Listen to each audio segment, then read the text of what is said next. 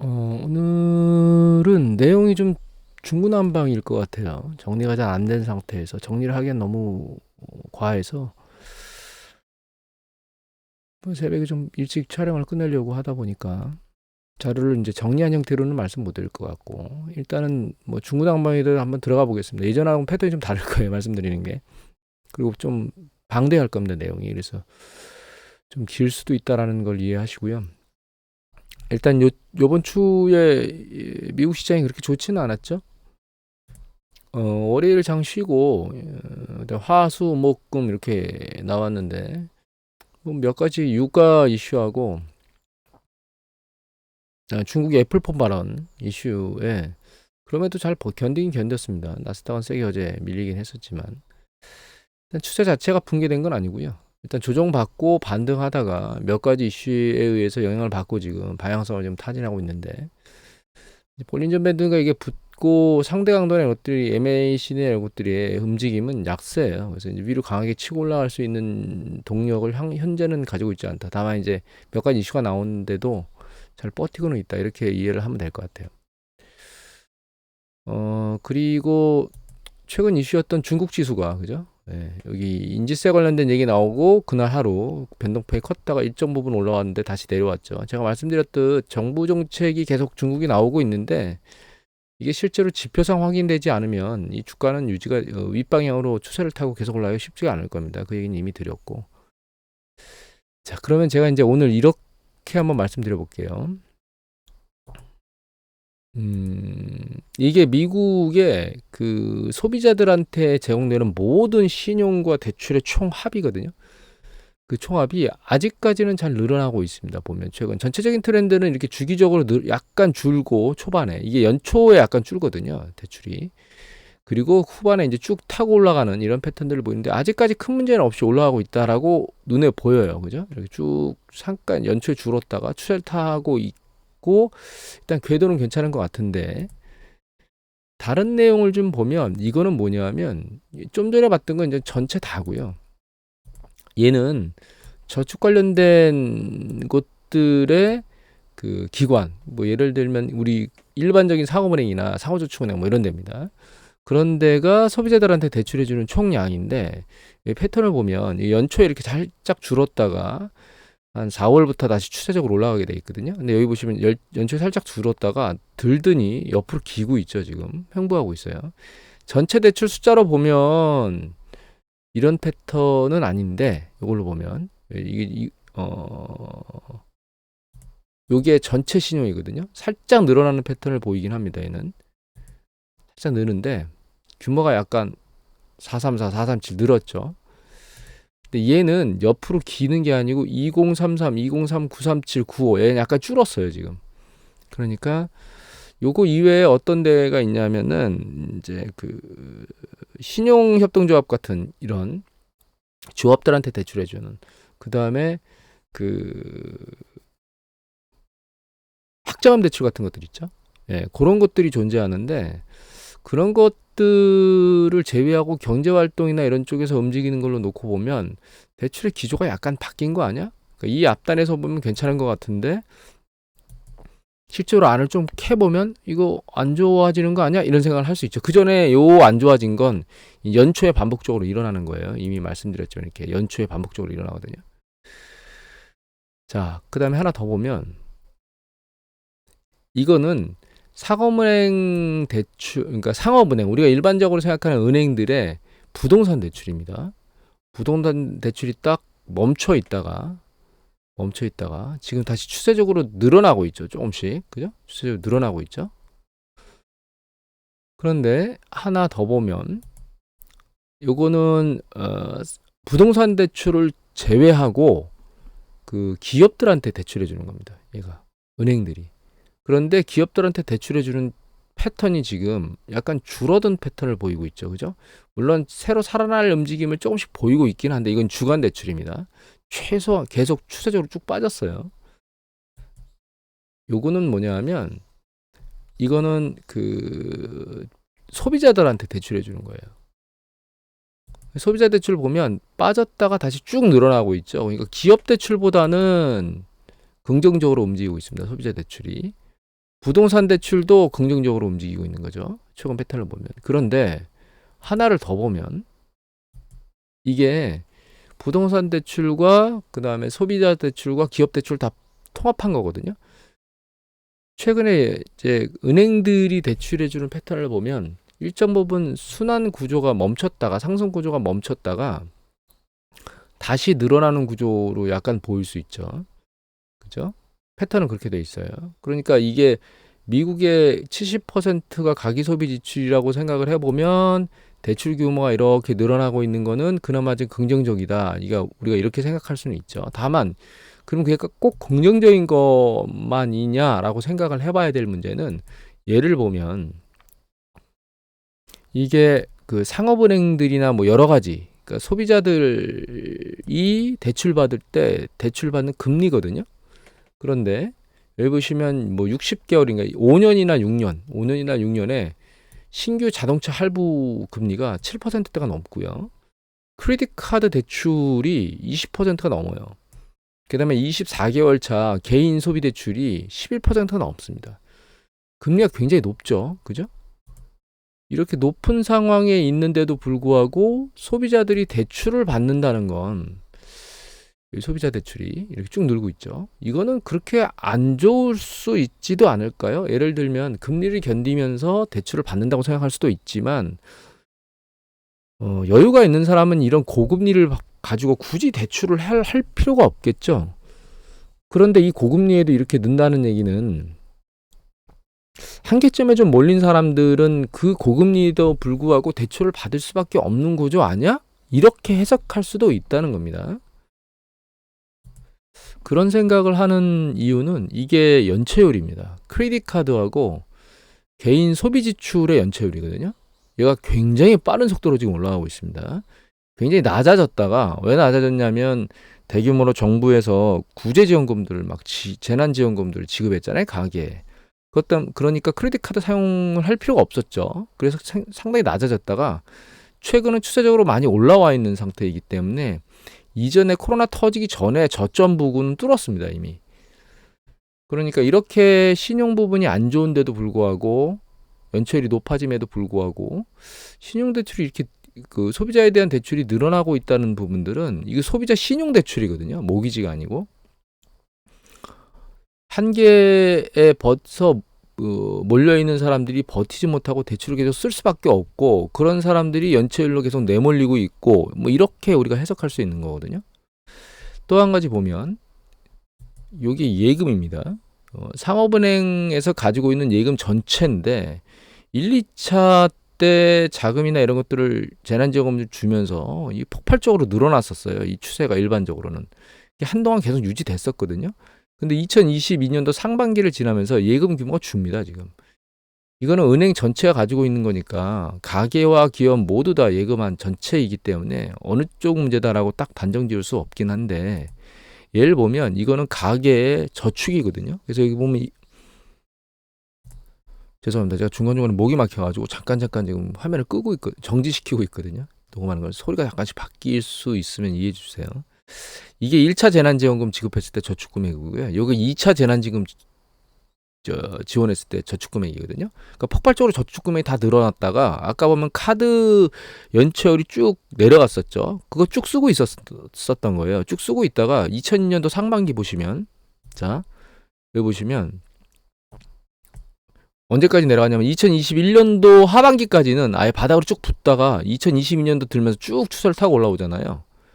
이 저축 금액을 보면 쭉 폭발적으로 늘어났더니 계속 줄죠. 줄다가 2022년도 들어오고 좀 후반부 들어가면서 저축 금액을 늘리기 시작했거든요. 이게 연체율이나 이런 것들이 이렇게 올라가기 시작하니까 금리도 올라가고 그리고 이제 개인 그 소득분 중에 이자율 지급 비중이 막 올라가거든요. 금리가 올라가면서. 그러니까 거기에 대응하면서 저축 금액을 늘렸는데 연체율은 쭉 증가하고 있죠. 그리고 이게 떨어지질 않고 있어요. 근데 최근엔 아예 저축 금액이 다시 줄고 있습니다. 이게 이렇게 이해할 수 있거든요. 일정 부분 저축을 할 수 있는, 그러니까 이미 재난지원금으로 지원했던 많은 돈들을 다 쌓아놓고 써대고 있었는데 거기에 한계점에 몰리기 시작하니까 불안한 사람들은 저축을 하기 시작했고 거기에 견디지 못한 사람들은 연체율이 늘어나기 시작했는데 저축을 하던 사람들조차도 저축을 하지 못하고 그걸 다시 써대는 패턴으로 넘어갈 수 있다는 거예요. 그러면서도 이 연체율은 줄이지는 못하고 있는 거죠, 지금 일단. 뭐 2쿼터까지 나와서 6월 달까지 나왔기 때문에 이게 2연절까지만 패턴이 나타난 겁니다. 연체율 같은 경우에서 좀 더 지켜봐야 되겠지만 추세 패턴이 이렇게 금리가 높은 상황에서는 얘가 계속 유지가 될 것 같고 저축 금액을 늘리지 못하는 패턴으로 갈 수 있는 궤도를 계속 보일 수 있다. 이렇게 저는 생각을 하고 있습니다. 그래서 제가 지금 어떻게 보여드리는 거냐면 지표가 긍정적인 거 부정적인 걸 잘 왔다 갔다 하면서 계속 보여드리고 있는 거거든요. 또 보여드리면 이게 리테일 세일하고 그 리얼 소매 판매하고 리얼 그 개인 소비 지출인데 약간 얘를 이제 추세 패턴에 큰 문제가 없었고 리얼 리테일 세일이 여기 보시면 이제 쭉 추세적으로 내려오고 있었어요. 왜냐하면 이전에 폭발적으로 늘어났다가 그것이 이제 일정 부분 쉼을 가지다가 다시 2022년도 들어오면서 초반에 좀 늘어났다가 좀 쉬고 있었거든요. 2023년도 늘어났다가 쉬어서 이제 이전에 있었던 추세만큼 내려가나 했더니 다시 들려 올라오고 있긴 해요. 그래서 이걸 전년 동기 대비 증감률로 보면 소매 판매, 실질 소매 판매가 이렇게 마이너스형으로 쭉 내려갔다가 다시 플러스형 쪽으로 이제 붙고 있거든요. 그 PC 같은 경우는 큰 문제 없이 패턴을 유지하고 있는데 이게 개인 가계 소비 지출이 연체율이 계속 올라가는 궤도나 이런 것들을 통해서 과연 계속 유지될 수 있을까라고 하는 부분은 우리가 한 번쯤은 생각해 봐야 됩니다. 물론 급여 인상 속도나 이런 것들이 계속 맞춰주면 잘 유지가 되겠지만 그래서 여기서 데이터를 보여드리진 않았지만 그 생산성이나 이런 것들은 괜찮거든요. 그리고 보상이나 이런 것들도 괜찮은 패턴을 유지하고 있긴 한데 이제 문제는 그 일하는 이제 시간당 급여 수는 올라가고 있지만 일하는 시간 수는 조금씩 줄어들고 있어요. 그거는 이제 보상은 노동 생산성 때문에 해주고 있지만 일하는 시간은 줄어들고 있기 때문에 향후에 그렇게 일하는 시간이 계속 트렌드가 줄어들게 되면 소득은 줄 수밖에 없는 패턴으로 갈 수 또 있다 이렇게 생각해 볼 수 있거든요. 이제 그런 부분에서 얘가 유지가 될 수 있을지는 좀 지켜봐야 될 것 같고 또 한 가지 긍정적인 건 신규 주문 판매가 그러니까 제조업의 신규 주문, 신규 오더가 추세 패턴이 옆으로 기고 있다 살짝 들리고 있거나 아직 이제 밑으로 계속 빠지고 있지는 않은 거죠. 조금씩 빠지다 최근에 패턴이 약간 바뀌었다. 요번에 또 내려오긴 했는데 여기 밑에 이제 빨간 걸 보면 요게 제조업을 제외한 건데 내려왔다가 이제 사실 들리고 있거든요. 좀 더 안으로 들어가 보면 여기 보면 이게 그 소비재의 신규 주문이에요. 이게 계속 빠지고 있다가 소비재입니다. 빠지고 있다 올라가고 있죠. 그중에 듀러블 국수, 내구재, 소비자 내구재가 쭉 옆으로 횡보를 긋다가 조금씩 빠지고 있다 다시 들리고 있다는 긍정적인 게 있고 그다음에 비내구재 같은 경우에도 빠지다가 최근에 들리는 모습을 보이고 있으니까 이거 소비자들이 다시 지갑을 열면서 뭔가 액션을 하고 있는 거 아니야라고 긍정적인 시그널을 가질 수 있긴 합니다. 그런데 ISM 제조업 지수를 보면 아직까지 그 제조업 관련된 PMI 지수는 밑에서 기고 있어요. 물론 최근 들리고 있긴 합니다. 약간. 그 다음에 서비스업 제조업 지수는 최근에 내려왔다가 다시 들리면서 서비스업생이 잘 버티는 거 아니야? 이렇게 생각하게 만들 수는 있거든요. 다만 이걸 두 가지는 미국이잖아요. 글로벌 전체로 놓고 보면 얘가 그 PMI 제조업 지수거든요. 보시면 전부 다 퍼렇죠.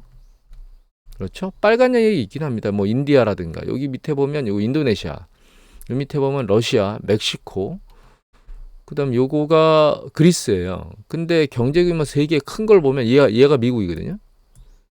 그다음에 여기 유럽입니다. 요게 차이나예요.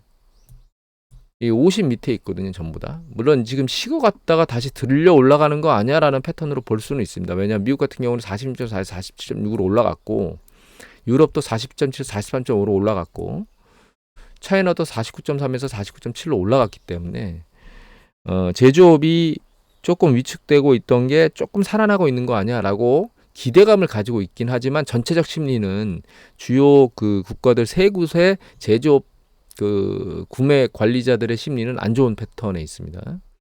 이게 NMI거든요. 이게 서비스업 관련된 건데 여기 보시면 전체적인 좀 전에 보면 이게 이제 월드 글로벌 전부 다 합한 건데 그게 보시면 48.6에서 49.0으로 살짝 이거 밑에 있는 걸 다 가중치를 줘서 누계한 거죠. 살짝 좋아지는 것 같기는 하지만 여기 보시면 제조업은 42.7에서 여기 보면 추세적으로 5월 달부터 계속 내려오고 있습니다. 8월까지. 물론 미국은 5월 달에 급락했다가 6월 달에 다시 올라왔는데 7월 달에 내려갔던 게 8월 달에 다시 6월 달보다 높이 치고 올라오면서 제조 서비스업이 아직 살아있다라고 하는 걸 보여주긴 합니다. 하지만 유로존, 그 전에 뜨거웠던 유로는 계속 깨지고 있어요. 중국 같은 경우 차이나 보면 그 전에 위드 코로나 들어가면서 굉장히 뜨거웠다가 최근에 심리가 계속 깨지고 있죠. 전체 두 개로 놓고 보면 서비스업 쪽은 추세적으로 내려가서 수축 국면으로 좀 붙고 있습니다. 그러니까 미국만 보면 긍정적일 수 있기도 한데 글로벌 전체로 놓고 보면 방향성이 긍정적이지 않을 수 있다라고 하는 느낌을 지금 받게 되거든요. 제가 이렇게 왔다 갔다 혼란스럽게 보여드리는 이유는 미국이라고 하는 하나의 섹터를 놓고 보면 경제가 잘 굴러갈 것 같은 느낌이 들기도 합니다. 왜냐하면 70%의 가계 소비 지출이 GDP의 70%를 차지하는데 소매 판매나 PC가 잘 살아있기 때문에 그리고 이제 서비스 업종이 이제 살아있거나 이러니까 괜찮은 것 같긴 한데 이거 시야를 크게 넓혀보면 글로벌 전체로 놓고 보면 그렇게 좋게 움직이지는 않아요, 사실은. 그리고 또 몇 가지를 보여드리면 이게 미국의 대출 기준들이에요. 은행들이 자기가 대출해줄 대출 뭐 가게나 기업이나 이런 쪽에 대출을 하겠다고 주는 기준이거든요. 얘가 계속 강화되고 있습니다. 추세적으로 밑으로 내려오고 있는 이렇게 중간에 이제 살짝 꺾이는 요 보라색 있죠? 요 꺾이는 게 있는데 이건 신규 오토론 대출이고 추세적으로는 쭉 다 올라가고 있는 패턴을 보이고 있거든요. 경제가 순환하는 과정 중에서 신용 팽창 과정이 경기 사이클을 떠받친다는 건 누구나 잘 아는 사실입니다. 근데 은행 쪽에서 대출을 잘 안 해주려고 있다는 거예요. 이 미국입니다. 물론 여기에 이제 모기지 대출은 빠져 있습니다. 이제 그걸 빼놓은 이유는 일단 모기지 대출이 부동산을 구매하도록 자극해서 부동산이 경제를 돌릴 수 있도록 하긴 하지만 이건 이제 신용 대출이 바로바로 직접적으로 그 경제 시스템에 영향을 미치는 게 더 크기 때문에 그런 관점에서 이거는 일단 모기지는 빼놓은 상태입니다. 조금 전에 봤던 거는 요거는 매크로 마이크로 데이터인데 요거는 유럽입니다. 유럽에 파란 게 그 기업과 관련된 대출 기준이고요. 빨간 게 소비자와 관련된 대출이고 요 밑에 있는 게 이제 주택 구매와 관련된 대출 기준인데 이 대출 기준이 보시면 이렇게 경기 사이클이 좋지 않은 패턴에 오면 이게 굉장히 위로 올라가게 돼 있어요. 이렇게 쭉 올라갔다가 작년 10월까지 올라갔다가 최근 추세는 내려오고 있긴 합니다. 추세가. 그럼에도 불구하고 일단은 대출 기준은 이 중앙점, 그러니까 중립점보다는 강화된 쪽에 지금 현재 있는 상황이에요.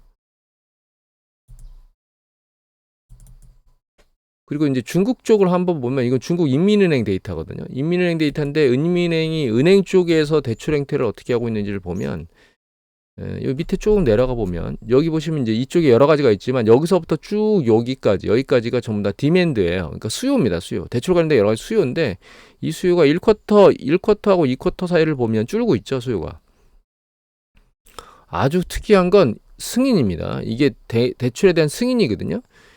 위드 코로나 갔는데도 불구하고 승인 숫자는 줄고 있어요. 2쿼터까지를 놓고 보면. 이게 3쿼터가 반영이 되려면 9월 말이 돼야 되기 때문에 그건 좀 봐야 되겠지만 이게 일단 이 세 개를 보면 여러분들이 느껴야 될 거는 뭐냐 하면 경기 확장 국면에서 일어나고 있는 대출 수요에 대한 패턴보다는 경기 수축 쪽으로 움직이고 있는 대출 패턴들의 기준들을 가지고 있다는 거예요. 얘네들이. 현재 유럽이나 이런 쪽에서. 이렇게 경기 확장 국면에서 이렇게 대출 수요가 대출에 대한 기준이 제로점 밑에서 움직여주거든요. 근데 위쪽으로 올라가는 거는 이게 경기 수축, 이 제로 윗단에 있다는 얘기는 경기 수축의 압력을 제공하는 쪽에 있다는 뜻입니다. 이 중국 미드 코로나 간 중국조차도 사실은 대출에 대한 액션이 그렇게 녹록하지는 않거든요. 근데 왜 이런 기조로 움직이겠느냐?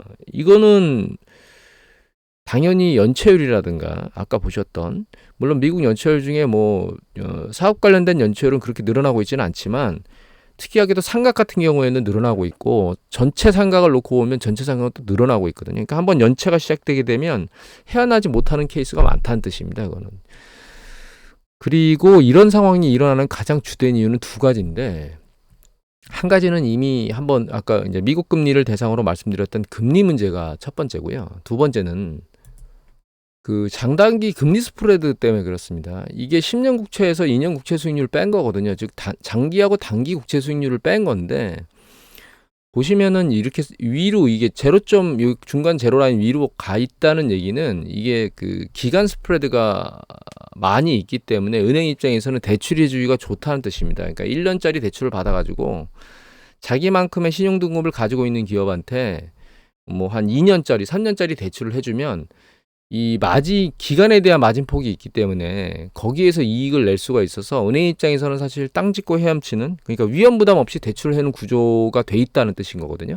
근데 이게 제로 밑으로 내려오면 장단기 금리가 역전됐다는 뜻인데, 이거는 은행 입장에서 놓고 보면 무위험 대출이 어려워졌다는 뜻입니다. 그러니까 대출해 줄 때 동일한 신용등급이건 언저리에 있는 애들한테는 기간만 늘린다고 해서 이익이 날 수 없는 구조고 역마진 구조에 있다는 뜻인 거거든요. 그러면 은행 입장에서는 결과적으로는 좀 그 위험을 안고 좀 더 신용등급이 낮은 기관들을 찾아서 금리 마진을 먹을 수 있도록 액션을 취해야 되는 상황에 빠져 있는 겁니다. 이게 그 현재 글로벌 시스템에 있는 모든 국가들이 대부분의 국가들이 처해 있는 상황이에요. 장단기 금리가 역전되어 있기 때문에 은행은 무위험 대출로 이익을 내기가 어렵습니다. 그러니까 위험을 안아야 되니까 기준을 쪼이는 거예요. 이 상황이 아닌 데가 중국인 거거든요. 중국은 장단기 금리가 역전이 안 됐기 때문에 구조가 괜찮은데도 불구하고 대출에 대한 승인이 공격적으로 늘어나지 않는 걸 보면, 위드 코너로 간 걸 보면 이거는 수요 자체가 위축돼 있다는 뜻입니다. 그 수요가 여기 보시면 이제 이미 말씀드렸던 계속 줄어드는 패턴으로 움직이고 있잖아요. 그러니까 경기 사이클이 신용 팽창 과정의 연속이라는 관점에서 놓고 보면 유럽이나 미국 같은 경우, 그 이외에 또 다른 쪽도 한번 보여드릴까요? 이건데 여기는 월드 가버먼트 본즈 사이트거든요. 여기 보시면 여기가 토탈 인버트라고 돼 있는데 이게 장단기 금리가 역전된 국가들입니다. 전부 다. 여기는 부분적으로 역전된 국가고 여기는 아직 정상적인 국가거든요. 패턴이. 장단기 금리가 역전된 국가들이 대부분이에요. 이 장단기 금리가 역전됐다는 얘기는 결과적으로 이제 좀 전에 설명드렸던 이렇게 이게 제로 영역 밑으로 내려와서 역금리 구조, 대출해주면 역마진이 나는 구조가 돼 있기 때문에 대출에 이 공격적으로 나갈 수 없는 구조에 있는 국가들이라는 겁니다. 그래서 신용 팽창이 계속 진행되는 과정이 없으면 이제 여러 가지 문제가 생기는데, 예를 들면 은행 입장에서는 신용 관리를 해야 되니까, 위험 관리를 해야 되니까 신용도가 상대적으로 낮은 기업 같은 경우에는 대출을 연장해주지 않거나 규모를 줄이거나 뭐 이런 형태로 되겠죠. 그런데 지금 금리가 높은 상황인데, 금리가 높은 상황이라는 생각은 이 생각을 해보셔야 돼요. 만약에 건전한 기업이나 이런 기업들이 지금 상품이 잘 팔리고 있거나 폭발적으로 막 수요가 늘어나고 있으면 금리가 높음에도 불구하고 자기 자금하고 대출이나 이런 걸 다 껴가지고 섞어서 공격적인 투자를 하고 싶겠지만, 그렇지 않은 경우에, 소비가 이렇게 폭발적으로 늘어나고 있지 않은 경우에, 지금은 왜 그런 경우라고 생각할 수 있냐면 제조업 부분의 PMI 지수가 안 좋잖아요. 그러니까 제조업사들이 물건이 잘 안 팔리니까 그런 생각을 하고 있을 거라는 거예요.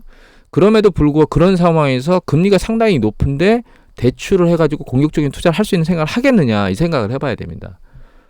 그러면 기업이 공격적으로 대출을 받을 이유가 사실은 희박해요. 낮은 거죠. 그런 모멘텀이. 가게 입장에서 놓고 보면 제조업이 저렇게 안 좋다는 얘기는 가게들이 돈을 그렇게 써대지는 않고 있다는 뜻입니다. 서비스업 같은 경우는 우리가 써대야 될 수밖에 없는 게 있어요. 예를 들면 힘들더라도 뭐 맞벌이 부분은 외식을 하고 뭐 물건을 사서 써야 되고, 그렇고 애들 뭐 교육비는 내야 되고 이렇지만, 야 당장 냉장고 바꿀 거 좀 미루자, 못 쓸 거 좀 더 쓰자, 이렇게 하게 되면 제품 판매들은 줄고 서비스 업종은 계속 유지를 하는 성향을 갖게 되거든요. 결과적으로 제조업은 깨지고 있는데 서비스업은 그나마 살아있는 건, 특히 또 서비스업의 특징은 그 여유가 있는 사람들이 들어가서 여행을 한다거나 관광을 한다거나 뭐 이런 레저 활동이나 뭐 여가 활동을 한다거나 이런 영역들은 쉽게 깨지는 영역이 아니기 때문에 서비스는 그나마 버텨주고 있는데 그런 영역에 있지 않은 좀 어려운 한계 쪽에 있는 거나 이런 사람들은 제조업 쪽에서 당장 여행 이런 걸 가지 못하는 걸 넘어서서 내가 쓰고 있는 생필품조차도 구매를 줄이는 이런 패턴이 가기 때문에 제조업이 충격을 먼저 받고 서비스업이 충격을 나중에 따라오는 형태로 받는 겁니다. 그런 관점에서 생각해 보면 이게 경기 사이클이 계속 돌 수 있는 거 맞아? 라고 하는 점 하나하고 금리가 이렇게 높은 상황을 유지하는 과정 중에 경기 사이클이 문제없이 잘 굴러갈 수 있을까라는 생각을 해봐야 되는데 대출 이외에 그렇게 굴러가려면 자산 시장이 잘 떠받쳐 주거나 근데 우리나라 같은 경우에는 부동산 규모가 크고 주식 규모가 작은 편이고 미국은 반대거든요. 그런 관점에서 놓고 보면 뭐 아시아 지역 같은 경우에는 주식 시장이 조금 올라간다고 해서 크게 뭔가 경기 상황이나 이런 것들에 영향을 줄 수 있겠느냐 또 그건 아니에요. 유럽 같은 경우나 뭐 미국 같은 경우는 다르겠지만 그래서 최근에 올해 좀 그나마 잘 버티고 있는 서비스 업종이나 이런 것들은 올해 주식시장이 계속 좋았었잖아요. 전반부에. 그런 부분이 일정 부분 반영돼 있을 수도 있겠다라는 생각은 한 번쯤은 해봐야 됩니다. 그런데 이게 그러니까 어렵고 힘든 것, 그다음에 좋은 영역, 그런 자산들을 많이 가지고 있는 사람 전체를 통틀어 봤을 때 부분에 의해서만 그것이 영향을 미치지 않을까라는 생각을 한 번쯤은 해봐야 됩니다. 또 금리가 높은 상황에서 계속 이 상황이 유지될 수가 있는가라고 하는 부분도 좀 고민을 해봐야 돼요. 그래서 내년도 경기 사이클이 어떻게 될 것이냐라고 하는 부분은 딱 단정 지을 수 있지는 않지만 금리가 높은 상황에서 그 높은 금리나 혹은 자금 구조, 장당의 금리가 역전돼서 은행의 어떤 그 안전한 대출이나 이런 것들이 보장되지 않는 상태에서 이 상황을 계속 유지하려면 높은 급여 인상 하나하고 지속적인 고용 두 가지가 계속 폭발적으로 일어나지 않으면 경제 시스템이 계속 굴러가기에는 녹록치 않다. 그래서 연준이 기준금리를 뭐 깔짝깔짝 내년에 이제 경기가 약간 안 좋아지는 뜨거웠던 경기가 식는 상황에서 좀 이거 식어가는 거 아니야? 그래서 경기 수축을 방어해야 되는 거 아니야라고 하는 생각에 연준이 기준금리를 깔짝깔짝 내려준다고 해서 과연 그 큰 기조의 흐름이 계속 떠받쳐질 수 있는가에 대한 부분을 한 번쯤은 우리가 생각을 해봐야 됩니다. 이 관점에서 놓고 보면 이 관점에서 우리가 포트폴리오를 운영해야 되고 그다음에 경제 지표를 모니터링해서 추적을 해야 되고 그래서 여러분들한테 말씀드린 것 중에 향후에 모니터링해야 될 가장 중요한 경제 지표 중에 하나가 조금 전에 보여드렸던 리얼 리테일 세일하고 리얼 PC에 대한 부분도 봐야 되지만 뭐 실업률 이런 것도 당연히 봐야 되겠죠. 그렇지만 PAY EMS라는 코드명을 쓰는 프레드에서 이 All Employees Total Non-Farm이라고 하는 비농업 부분 전체 고용이라고 해서 우리가 발표가 되는 이 숫자의 모니터링을 잘 해야 됩니다. 그래서 최근 패턴을 보면 이게 이렇게 쭉 늘어나다가 강도가 약간 줄죠. 이 늘어나는 각도가 살짝 줄잖아요. 이거 예전입니다. IT 버블 때. 여기도 늘어나는 각도가 살짝 줄고 어느 순간에 전체 고용 수가 늘어나는 근로자 수가 줄어요. 최근 패턴이 이 늘어나는 강도가 세다가 지금 이게 둥그러지고 있는 패턴을 보이고 있거든요. 이게 얼마나 둥그러지는지를 우리가 알고 싶으면 이걸 전기 대비 증감률로 보면 됩니다. 전년 동기 말고 전기 대비 증감률로 보면 이렇게 보이거든요. 보시면 상당히 높았다가 패턴이 높았다가 뭐 60만 대에 있다가 다시 40만 대로 내려왔다가 최근 20만 대로 내려왔죠. 그러니까 이게 점점점 이렇게 올라가다 둥그러지고 있다는 뜻이고 아무리 일자리 수가 많아도 결과적으로 최종 고용되는 숫자 수가 늘어나지 않으면 추가적으로 계속 지출할 수 있는 여러 개 새로운 근로자들이 들어왔다가 멈춘다는 뜻인 거거든요. 이런 상황이 되면 경제가 계속 돌아가기는 녹록치 않을 거다. 이런 생각을 해서 그 전체 비농업 부분 전체 고용 숫자가 뭐 신규 일자리 수라든가 신규 고용 해고 뭐 이런 숫자들보다는 최종적으로 얘를 보는 게 가장 중요하다. 이렇게 이해를 해야 될 것 같아요. 그래서 이 두 가지 관점을 조합해서 포트폴리오 운용하거나 이런 데 생각을 하셔야 될 것 같고 이걸 어떻게 생각해야 되느냐. 아직까지는 미국 경제가 잘 버티고 있긴 하지만 하반기로 갈수록 지금 노동시장이 좀 식고 있다는 얘기들이 나오고 있잖아요. 그럼 연준이 기준금리를 내리는 게 과연 긍정적인 거냐 이런 생각을 해봐야 되고 그 기준금리를 내리는 게 뭐 내년 여름께 뭐 가을께 여름께 뭐 이런 얘기를 하고 있다는 얘기는 포트폴리오 액션에서 내년 뭐 초반 까지는 괜찮을 수도 있겠지만 그 후반으로 가면서 좀 어려운 과정을 거칠 수도 있겠다. 이런 생각을 해볼 수가 있습니다. 그러면 지금 조정받지 않고 또 추세적으로 올라가게 되면 내년에 조정 가능성이 높아질 수 있다라고 하는 부분을 좀 생각을 해봐야 될 것 같고, 만약에 지금 조정을 받는다고 하면 조금 더 내년까지 미력의 밀고 올라갈 수 있는 동력이 있으니까 다시 반등했다가 내년 초반에 다시 밀리는 여력이 있지 않을까라는 생각을 해야 됩니다. 이 추세를 지금 유지한다는 전제 조건 하에서. 이거는 상업부동산이 파산한다는 전제 조건은 제외된 거예요. 최근 상업부동산 문제들이 미국이 계속 나오고 있는데, 그 상업부동산 문제가 터지면 속도는 굉장히 빨리 하방압력으로 떨어질 수도 있습니다. 이게 SVB 뱅크하고, 그러니까 우리 실리콘밸리 뱅크하고의 차이점은 뭐냐 하면, 실리콘밸리 뱅크는 대출이 부실화돼서 문제가 생긴 게 아니고, 그 은행이 단기적으로 자산 운용하는데 문제가 있었기 때문에 문제가 생긴 거거든요. 근데 상업부동산 문제는 대출의 부실이 생긴다는 뜻이고, 지방은행이 이미 뭐 한 1조 9천억 달러 정도 될 겁니다. 지방은행이. 그다음에 그 대형은행 같은 경우가 아마 8천억이나 9천억 달러이기 때문에 대형은행보다 거의 뭐 2.5배 정도 많은 대출을 해주고 있긴 한데, 지방은행에서 상업부동산 부실이 생겨서 몇 개가 파산하게 되면 지방은행은 그 자기가 살아남기 위해서 지방은행이 그 지방 지역에 대출을 해주고 있을 거 아니에요. 그 대출을 쥐어짤 수밖에 없어요. 그럼 지방 경제가 취약해 됩니다. 그게 1차 요건일 거고, 두 번째 요건은 25만 불인가 그랬죠. 미국이 그 예금 보호자 제도가 25만 불 이상 예금을 해줬던 사람들이 뱅크런을 때릴 수가 있습니다. 예전에 제닛 옐런이 모든 예금에 대해서 안전을 보장한다고 거짓말을 했다가 의회에 들어가선 그러지 않을 것이다라고 실토를 했거든요. 왜냐하면 법률적인 문제가 있기 때문에, 의회에 들어 증언할 때는. 그래서 요번에는 아마 뱅크런이 발생하게 되면 그때 있던 SVB 사태 때 수그러들었던 그때와는 다른 패턴으로 움직일 것 같기 때문에, SVB 사태하고 요번 상업부동산 사태하고 혹시 상업부동산이 터진다면 동일한 패턴으로 움직일 거라는 생각은 안 하셔야 되기 때문에, 실제로 그 일이 터진다면 속도는 굉장히 빠른 속도로 밑으로 내려가고, 그게 경기 수축에 영향을 미치면서 SVB처럼 추세적으로 반등을 다시 치는 게 아니고, 그러지 못하고 추세적으로 이제 일시 반등했다가 다시 밀려내려갈 가능성이 높아진다라고 이해를 하셔야 될 것 같아요. 그러면 그 발생이 있을지 없을지 모르기 때문에 있을 수도 있다고 하는 가정하에 움직여야 될 거고, 이 상업부동산 그 만기가 올해하고 내년하고 거의 비슷한 수준으로 만기하는 걸로 제가 데이터를 기억하고 있거든요. 한 5천억 달러 전후, 내년에도 한 그 정도 수준으로 상업부동산 대출이 만기되는 걸로 알고 있고, 지금처럼 고금리 상태에서 대출 만기가 돌아왔을 때 일부 헤지펀드 같은 경우에는 상업부동산 대출을 올해 아예 신규 대출 자체를 안 해주는 뭐 그런 패턴으로 보도가 나오고 있기 때문에 불안정한 상황을 계속 유지하고 있다라고 하는 부분들을 감을 잡고 계셔야 될 것 같아요. 그리고 이게 얘기가 전체적인 지표를 보고 흐름에 대한 얘기들을 다 말씀드렸는데, 요 부분에 대해서 정리해드리고 싶은 거는, 경제 지표에 대한 얘기를 할 때 상당히 하나의 부분적인 지표를 쳐다보고 있는데, 그걸 긍정적인 것만 계속 찾으면 긍정적인 거로만 보이고 그거에 따라 움직일 것 같아요.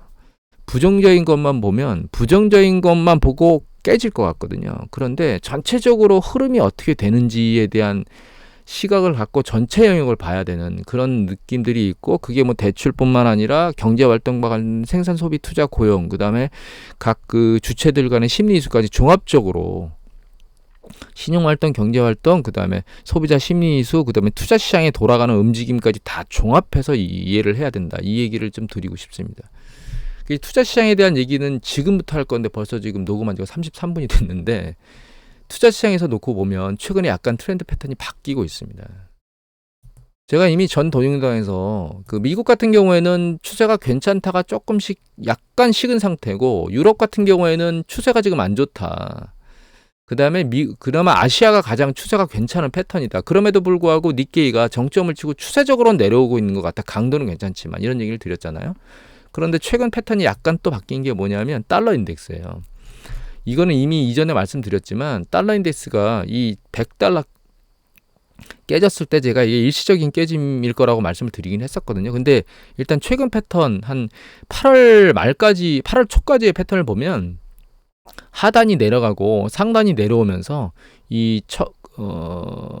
작년 그 9월 달 말에 그 피크를 쳤던 달러의 가치가 추세적으로 내려오는 패턴을 보이고 있었거든요. 근데 최근 보면 이 추세 패턴이 바뀌었습니다. 이 저점은 찍었지만 올라올 때 보면 조정받는 것 같다가 바로 튀죠. 조정받는 것 같다 바로 튀잖아요. 바로 튀죠.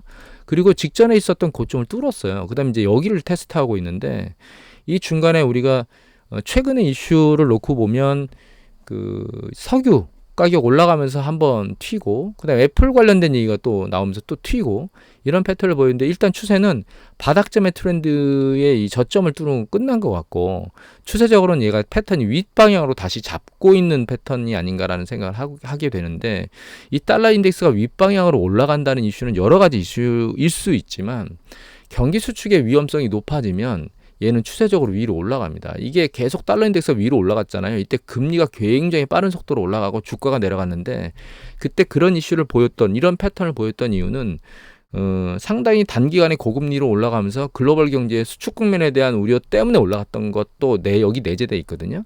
그런데 그런 부분들이 경제가 괜찮네 그렇진 않네라고 하는 패턴도 있었고 그 다음에 달러 인덱스가 너무 많이 올라간 것도 있었기 때문에 다시 반대 방향으로 베팅을 하면서 주가가 쭉 반대로 올라갔죠. 글로벌 주가가. 하지만 최근 달러 인덱스 패턴이 윗방향으로 다시 자리를 잡게 되면 그리고 이게 경기 수축에 대한 위험성의 압력을 싣고 그 움직임 때문에 올라가는 거라면 주가는 조정받을 수 있는 패턴으로 넘어간다. 이렇게 이해를 하셔야 될 것 같아요. 그리고 또 한 가지 좀 봐야 될 게 요 파란색이 위안화고요. 이 노란색이 재팬이거든요. 그런데 보시면 이 주요 지지 라인이라고 볼 수 있는 게 최근에 다 뚫렸습니다. 위안화 같은 경우는 7.3 달러당 7.3 위안이 이제 지지 라인이었었는데 걔가 깨지면서 윗방으로 추세적으로 뚫고 올라가 있는 상황이거든요. 그래서 이게 과연 긍정적인 거냐 위안화 같은 경우에 혹은 엔화 같은 게 과연 긍정적인 거냐 전혀 긍정적이지 않을 수 있다. 거꾸로 이거 파란 거구나. 파란 걸 보려고 제가 위안을 보려고 했는데 엉뚱한 걸 제가 환율을 직접 보려고 이 7.3 위안대 언저리에서 여기가 깔짝대고 있었고 일본 엔화 같은 경우에는 146엔 요때에서 깔짝대고 있었는데 얘가 다 뚫렸어요 지금.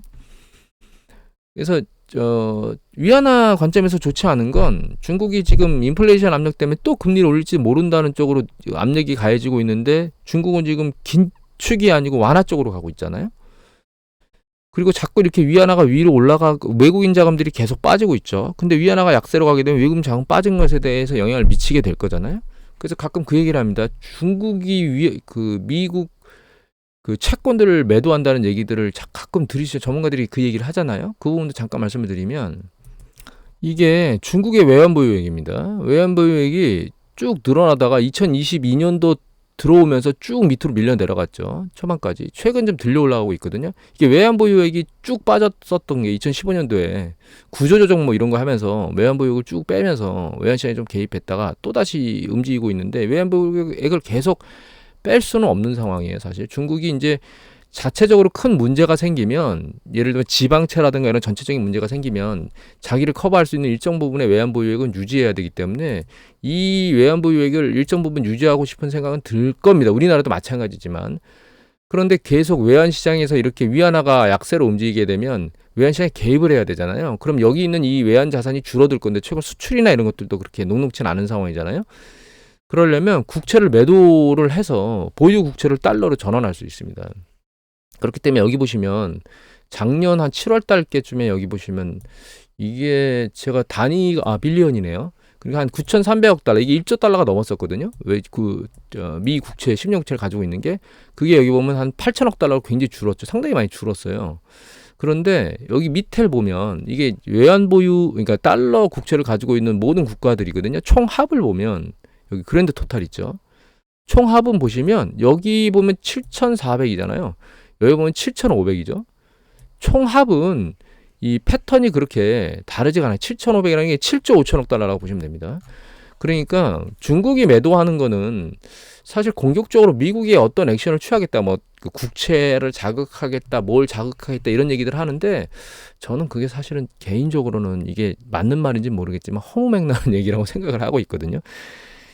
미국 국채를 매도해서 미국 국채 10년물이 올라가게 되면 과연 중국이 과연 좋을 게 있겠느냐, 미국 경제가 안 좋아지면 중국이 좋을 게 있겠느냐라고 하는 부분들을 우리가 한번 생각해 봐야 돼요. 그렇기 때문에 공격한다는 관점보다는 이 달러 보유에 대한 부분을 일정 부분 유지한 상태에서 환율을 커버해야 되기 때문에 이 환율 커버용 달러 자산을 보유를 하려면 수출이나 이런 게 잘 못 받쳐주면 결과적으로 자기가 가지고 있는 달러 자산을 매도해서 달러로 환전해서 개입하는 수밖에 없거든요. 그래서 그런 형태로 움직이고 있다 이렇게 생각을 해야 되기 때문에 달러인데, 그리고 최근 또 유럽 같은 경우에는 영국의 모 도시가 파산했죠. 어제 뉴스 보도가 나왔던데 제가 기억이 안 나는데, 그리고 일부 뭐 조그만 지자체는 이미 파산을 몇 개 냈다고 얘기가 나오고 있고, 지금 유럽이 그렇게 독일도 지금 가장 안 좋은 쪽으로 얘기가 되고 있고, 그래서 독일 경제가 그렇게 녹록치 않은 상황이거든요. 이 상황에 일본 같은 경우는 잘 돌아가고 있었는데 자기 발등을 찍었죠. 자기 발등을 찍으면서 대규모로 어민들한테 돈을 살포한다고 얘기를 하고 있죠. 그죠? 중국 입장에서 놓고 보면 위안화를 완화 쪽으로 가고 있잖아요. 이런 관점에서 전체적으로 놓고 보면 지금 금리를 그나마 경제 상황이 좋은 상태에서 올리겠다고 하는 데는 미국밖에 안 남았거든요. 그럼 미국의 달러 인덱스 가치가 윗방향으로 움직일 수 있는 가능성이 점점 높아지고 있다라고 하는 패턴을 봐야 돼요. 달러 인덱스의 움직임은. 제가 보기엔 이게 추세를 미친 듯이 들고 올라가지는 않겠지만, 아마 이게 미친 듯이 들고 올라가는 그런 상황이 되려면, 예를 들면 조금 전에 말씀드렸던 상업부동산 문제가 터진다거나 이래서 경기 수축에 대한 어떤 압력이 세지면 얘가 미친 듯이 올라갈 겁니다. 거기다가 최근에 유가가 깔딱깔딱 되고 있잖아요. 이 유가가 또 강세를 보이면서 위쪽으로 쭉 밀려 올라가게 되면, 방향성을 타면 그것도 달러 인덱스를 위로 밀어 올리게 될 거예요. 경기 수축에 대한 압력과 금리 인상에 대한 압력 두 가지가 동시에 작동하면서 달러 인덱스 가치는 윗방향으로 올라갈 가능성이 현재 커진 상황이다, 이렇게 이해를 해야 될 것 같아요. 그래서 지금 큰 자산 시장의 흐름의 변동을 간단히 말씀드리면, 달러 인덱스가 지금까지 이제 작년 하반기부터 지금까지 최근 한두 달 전까지는 추세가 아랫방향으로 움직이는 것처럼 보였지만, 최근 패턴은 이제 그게 끝나고 다시 윗방향으로 움직이는 패턴으로 바뀌고 있다, 이렇게 이해를 하시면 될 것 같고, 당연히 이 달러 인덱스가 윗방향으로 올라간다는 방향성을 잡으면 우리는 금 생각을 안 할 수가 없죠. 예. 금은 사실 수급과는 거의 상관관계가 없는 자산이기 때문에 달러 인덱스 가치가 이렇게 위로 올라가면 금은 아랫방향으로 눌릴 가능성이 점점 커진다, 이렇게 이해를 하시면 될 것 같아요.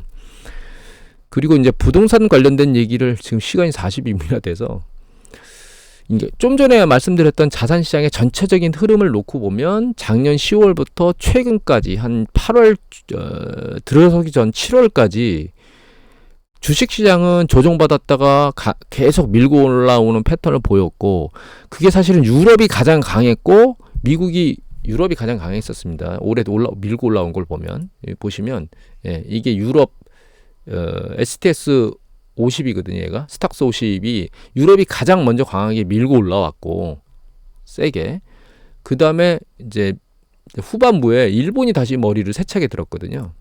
얘가 일본입니다. 일본이 여기까지 유럽, 일본이 쭉 또 밀고 올라왔거든요.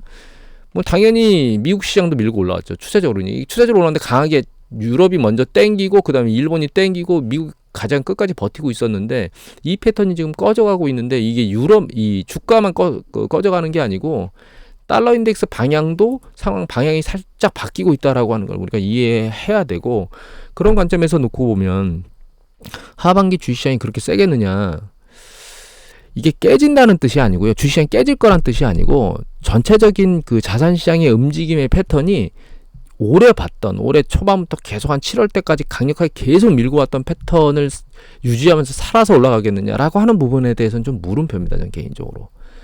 그래서 올라가더라도 힘이 약한 상태에서 올라갈 거고, 떨어진다 하면 조정이 일정 부분 더 있을 수도 있다, 이런 생각을 가지고 있습니다. 그게 이제 거기에 주요 이슈 거론되는 게 인플레이션 압력과 뭐 달러 자산 그러니까 그 연준의 기준금리 인상, 이런 이슈들에 의해서도 액션이 진행되겠지만, 그게 진행을 해서 이제 3분기 실적 발표나 4분기 실적 발표, 4분기는 내년이니까 3분기 실적 발표가 되는 이제 10월 중순이나 이런 때 가서 3분기 실적 발표나 혹은 내년도 4분기 실적 발표에 대한 기대치나 이런 것도 이제 전망치 이런 것들 나올 때 거기서 잘 버텨줄 수 있는지, 조정을 받을 수 있는지는 또 그때 가서 다시 모니터링을 해봐야 될 대상이라고 좀 생각을 하고 있어서 올해 월 초반에는 좀 불안했고, 이게 계속 할 수 있을까? 중반에서는 와 이거 잘 간다. 계속 올라갈 수 있겠느냐라는 생각을 했겠지만 지금부터는 그런 생각이 아니고 이거 봐라. 힘이 빠졌네. 혹은 더 밑으로 내려갈 수 있겠네라는 생각을 가져야 될 것 같다. 근본적으로 달러 인덱스 방향성이 윗방향으로 계속 올라갈 가능성에 대해서는 지금도 조금씩 커지고 있다. 일단 석유가 거기에 대해서 불을 질렀고 그 다음에 이제 중국이 애플폰을 쓰지 마라 이런 것들은 큰 이슈는 아니에요. 그렇게 한다고 해서 당장 소비자들이 단절하고, 물론 이제 공무원들 같은 경우는 애플폰을 좀 줄일 수 있겠지만 그게 이제 점진적으로 영향을 미칠 수 있는 요소도 있고 또 애플을 다른 폰에 다른 쪽 인도 쪽으로 넘어 생산하는 그런 쪽에서도 영향을 미칠 수가 있기 때문에 인도 시장이 결과적으로 그게 단기적 이슈로 끝나겠지만 근데 오일 문제라든가 그러니까 그 석유 가격의 문제는 단기적인 문제가 아니거든요. 그리고 이제 지금 보는 고용 시점에 대한 어떤 미국 지표들이 생각보다 빨리 식어가는 패턴들이나 이런 것들이 보이게 되면 그건 또 이제 금리 인상하고 이제 인플레이션 압력을 받는 과정 중에 고용 시장이 식어가는 거에 대한 패턴이니까 이거는 주식 시장이 그렇게 긍정적인 이슈로 작동하지는 않을 수도 있다. 지금 제가 최종적으로 이제 자산 시장에 대한 얘기도 잠깐 드렸는데 부동산은 여기 거론 안 하겠습니다. 이제 부동산은 제가 이제 한번 소개시켜 드린 적이 아마 있을 건데 한문도 전문위원 얘기를 듣는 게 가장 좋을 것 같고 제가 여러분들한테 한 가지 부동산에 대해서 말씀드리고 싶은 건 이 부분이에요. 첫 번째가 이거는 BIS 데이터인데 작년 4분기까지 데이터거든요. 이게 DSR입니다. 주요 국가, 주요 선진국들 DSR인데 우리나라는 DSR이 2017년도에 11.7배였던 게 지금 14.3배로 굉장히 높아요. 물론 오스트레일리아 같은 경우에는 15.4에서 16.3으로 올라왔잖아요. 근데 얘는 한 0.9포인트 올라왔죠. 저희는 얘가 한 2.6포인트인가요? 굉장히 빠른 속도로 올라왔어요. 여기 네덜란드 같은 경우는 높다가 낮아졌죠. 그죠? 유럽 같은 경우에는 2017년도에 높은 DSR이 내려온 상황인데 저희는 미친 듯이 올라가 있는 상황입니다. 지금 정부에서 정책을 할 때 올 초 같은 경우에는 특별공급이라고 해서 어느 정도 금액인지 기억이 안 나는데 초반에 이제 주택을 사라고 밀어 넣어줬죠, 돈을. 그러면서 주택시장이 이제 가격이 조정받다가 사실 살짝 들렸고 최근에는 50년 대출 얘기하면서 다시 주택시장에 자금 공급을 하면서 이제 살짝 들리는 패턴을 보이고 있는데 이것도 이제 너무 문제가 있다라고 해서 이제 정책이 이제 어떻게 될지는 모르겠지만 상황은 이제 수그러드는 것 같긴 한데 이런 어떤 정책적 이슈가 있을 때만 가격이 탈딱탈딱 들리고 있거든요. 그래서 이게 추석 전환점이다라고 하는 부분은 제 생각에는 오류다 이렇게 생각을 하시면 될 것 같고 거래량 얘기도 나오고 매도 물량 얘기도 나올 겁니다. 그래서 한 가지 제가 기사 보여드릴까요? 이 기사 머니투데이 기사인데 김평화 기자께서 올리신 겁니다. 9월 8일 날 아파트 매매 물량 추이가 점점점 이제 늘어나고 있긴 하고요. 이 매매 물량이 늘어나는 게 여기는 데이터가 없네. 제가 잘못 생각하고 이걸 올렸네요. 매매 물량이 늘고 있긴 합니다. 이렇게 추세가 보면. 그런데 매도하려고 하는 원래 가격이 오르면 계속 오를 거라고 생각을 하면 매도하려고 하는 이제 매도 물량이 있잖아요. 걔가 이제 늘어나면 안 되는데 그런 부분들은 계속 일정 부분을 쌓이고 있는 패턴을 유지하고 있어요. 그 얘기는 뭐냐면 지금 이렇게 잠깐 머리가 들릴 때 팔자 이런 얘기를 하는 거예요. 그래서 그런 데이터들은 한문도 전문위원 얘기를 보시면 아마 거기에 데이터가 나와 있을 겁니다. 그리고 추가적으로 말씀드리고 싶은 게 주택 관련해서 이게 이제 눈베어라고 하는 사이트인데 여기 보시면 국가별로 PIR 배수 그러니까 그 주택 가격이 그 자기 소득 대비 어느 정도 되느냐를 보여주는 거거든요. 근데 여기 보시면 중국 같은 경우 33배 정도 되고 우리나라 같은 경우 20배 정도 됩니다. 그러니까 20년을 모아야 집을 살 수 있는 거예요. 전체적으로 쭉 보면 서구 지역 같은 경우는 상대적으로 낮습니다. 한 10배 정도 언저리에 있거든요. 서구 같은 경우엔. 우리의 거의 절반 정도 되죠. 미국 같은 경우는 훨씬 낮아요. 미국 같은 경우는 4.2배 정도밖에 안 되기 때문에 4년을 모으면 쓰지 않고 집을 살 수 있는 계획이거든요. 그래서 이제 이게 뭘 의미하는 거냐? 우리나라는 예를 들면 내가 번 소득의 50%를 쓴다면 집을 사기 위해서 아까 20배였으니까 40년이 걸린다는 뜻이에요. 돈을 모으려면. 물론 LTV를 50%를 받게 되면 20년이 걸린다는 뜻이잖아요. 이 얘기는 뭐냐면 2015년도부터 우리가 추세를 타고 2021년도, 2022년도 상반기까지 계속 주택시장의 가격이 올랐는데 그 시기에 상당히 많은 사람들이 주택을 구매하기 위해서 계속 들어왔다는 뜻입니다. 그런 사람들이 많이 소진됐기 때문에 다시 그런 수년간의 새로운 부동산 사이클을 만들려면 일정 기간의 시간이 필요하다는 거예요. 그 시드머니를 만들 시간이. 그렇기 때문에 이번 가격이 살짝 들리는 건 그때 소진되지 않았거나 충분한 자금 여력을 그럼에도 불구하고 가지고 있는 사람들의 일부 영역들의 액션들의 움직임이어야지, 새로운 주택 시장에 계속적으로 어떤 새로운 공급자들이 들어올 수 있느냐, 이런 부분은 어렵다고 봐야 돼요. 물론 이제 이미 말씀드렸지만 정부에서 대출 기준을 상당히 완화하고 지속적으로 계속 자금 공급을 때려 넣어주면, 그러면 부동산 가격은 추세를 타고 계속 올라갈 수는 있습니다. 최근 반짝반짝 들리는 것처럼 마찬가지로. 근데 문제는 그렇게 국가 경영을 했다가는 국가를 말아먹게 될 겁니다. 제가 DSR을 보여드렸죠. 그래서 이게 생각이 있는 정부라면 가격이 떨어지는 건 커버하겠지만 계속 가격이 밀고 올라가는 것에 대해서는 그 행위를 중단하게 될 겁니다.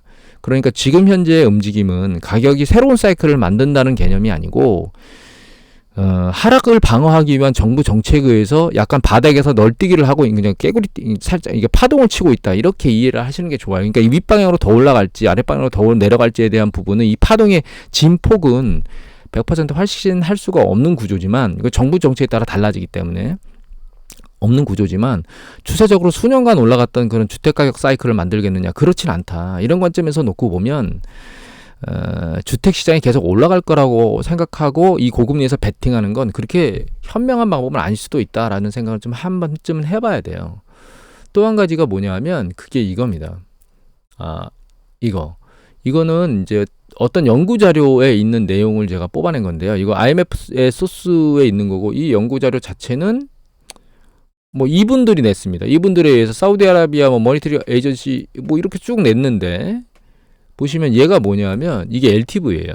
LTV. 근데 여기 보시면 프랑스 100%죠. 우리나라 LTV 100% 주질 않거든요. 캐나다, 멕시코, US 90%예요. 우리나라는 이게 2014년도가 15년 데이터거든요. 50%예요. 우리는 5, 60% 정도이기 때문에 이 LTV를 미친 듯이 올리면 100%까지 올려버리면, 그러면 공격적으로 주택시장이 들어올 수 있겠죠. 왜냐면 금리를 부담하고서는 난 사겠다라고 생각하면 되니까, 자금이 적으니까 준비해야 될 자금이. 근데 그런 형태로 정책 패턴이 바뀌지 않는다면 지금 현재 주택시장은 뭐 매매나 이런 것들을 분석할 필요가 없습니다. 분석 요인은 딱 하나예요. 정부가 집을 살 수 있도록 대출을 해주느냐, 대출 정책을 하느냐 안 하느냐의 요건이 결과적으로는 요 요인을 그 주택가격의 최종 결정을 하게 될 건데, 정부에서 만약에 무책임하게 그렇게 데이터를 하게 되면 이 상황이 너무 높아져서, 지금 IMF나 이런 쪽에서 경고가 계속 나오고 있잖아요. 그 경고가 나오는 것 때문에 사실 대규모로 재정 지출이나 이런 것들을 확대하지 못하고 지금 이 정부가 헤매고 있는 거거든요. 세수도 지금 빵꾸가 났잖아요. 그런 상황으로 움직이고 있기 때문에 주택시장에 대출을 계속 해주겠다고 하는 액션을 하지는 못할 겁니다. 종합적으로 정리를 해드렸는데, 사실 지금 종합적으로 얘기를 해드린 걸 보면 지금 자산시장에서 포트폴리오 운영이 그렇게 쉬운 편이 아닙니다. 그래서 제가 그저께도 지방은행에 가서 그 직원분들하고 대화를 하면서, 금융상품 판매도 굉장히 한정적인 은행인데 상품 판매나 이것 너무 어렵다는 얘기를 드렸어요. 사실 그것 때문에 제가 이거를 이렇게 방대한 얘기를 하려고 동영상을 촬영하려는 생각이 들었거든요. 어쩔 수가 없습니다. 이게 판매자 입장에서 놓고 보면 위험도 감안하고 그 수익도 감안하는 액션을 취해야 되기 때문에, 결과적으로는 주식과 채권, 안전한 자산과 위험 자산, 주식과 뭐 국채 이렇게 포트폴리오를 같이 붙여서 가는 수밖에 없고, 금융상품에서 그것이 녹록치 않다면, 그렇게 대응되는 게 녹록치 않다면 결과적으로는 혼합형으로 가는 수밖에 없습니다. 주식과 채권이 혼합돼 있는. 근데 제가 권고드리고 싶은 건, 주식과 채권이 혼합돼 있는 혼합형으로 가는 경우에 두 가지 액션이 발생할 수 있죠. 계속 올라가는 액션이 될 수도 있고, 올라가다 떨어지는 액션이 될 수도 있기 때문에, 지금 전체적인 경제 전망을 보면 내년 경제 전망이 꼭 현재로서는 긍정적이진 않기 때문에, 일정 부분 주식이 반등해서 올라가면, 그 펀드가 일정 부분 올라가면 일단은 일정 부분 이익을 회수한다는 관점에서 포지션을 약간 줄여서 안전자산으로 뺐다가 다시 조정을 받으면 다시 밀어넣는, 그러니까 넣었다 뺐다를 반복하는 거죠. 그 펀드 자체. 이게 어렵다. 그러면 일반적으로 그냥 쭉 두고 있어요. 그래서 모든 예측이 끝나가지고 내년도에 좀 한번 쭉 뻗는다. 그러면 그 쭉 뻗었을 때 포지션을 털어내고, 한 6개월이나 뭐 지나고 나서 털어내고, 만약에 내년에 깨졌다 그러면 포트폴리오 전략은 깨졌다 하더라도 그 펀드 자체를 다 환매해서 올 주식형으로 밀고 들어가는 전략을 펴야 됩니다. 그럼 왜 그런 거냐면 그 혼합형 펀드 안에 국채하고 주식이 같이 들어가 있기 때문에 국채는 내려가면서 손실이 나겠지만 경기 수축 국면에 주식은 내려가면서 손실이 나겠지만 국채는 내려가면서 국채 가격이 상승하면서 이익이 발생하게 될 거예요. 금리 하락으로 인한 상승으로 가격 상승으로. 그러면 주식을 들고 있었던 것보다는 손실률이 적을 거예요.